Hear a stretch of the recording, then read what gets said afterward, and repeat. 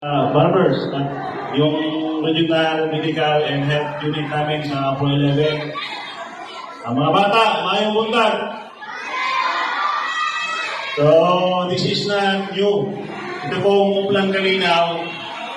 So, kapalan ko yung Bunawan. Kasi nung nirelaunch natin to, from Kalinaw 1 to Kalinaw 2, ngayon Kalinaw 3, kayo po yung nauna. At dito natin nilagay sa Purok Scorpio, Bukana, Lasang, Davao City. So, palakpakan nyo to.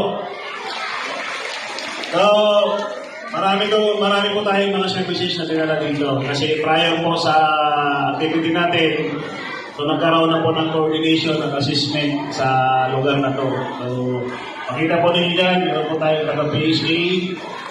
So, may mga food packs din po kami dinala dito para kahit pa paano makatulong po tayo.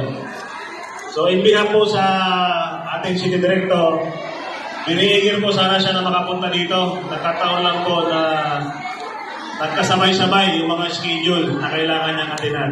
So, mamaya po darating yung Deputy City Director namin po Administration. Siya yung pinadala ni City Director namin na makapagsalita din, makapagpasalamat po sa inyo. So, huwag ko na punta ka lang itong message ko. Masaya po kami na nakapagdala kami ng servisyo dito kasama ng local government unit ng Davao City at mga partner agencies natin. So, I hope na this endeavor at itong initiative natin makapagdala po ng servisyo at tulong sa inyong lahat. Ilan po, isang kapagpalang umaga sa tindahan.